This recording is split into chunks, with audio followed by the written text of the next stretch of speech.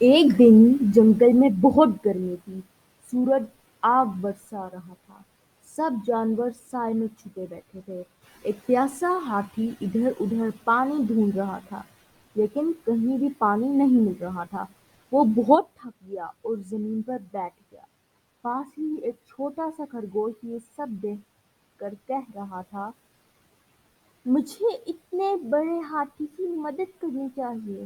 خرگوش نے اپنے چھوٹے چھوٹے پاؤں سے دوڑ لگائی اور جنگل کے ایک پرانے کونے میں چھپا ہوا تالاب تلاش کیا۔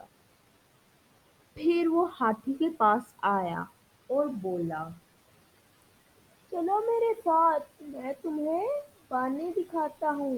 ہاتھی نے پہلے ہنسی اڑائی، اتنا چھوٹا خرگوش میری مدد کرے گا؟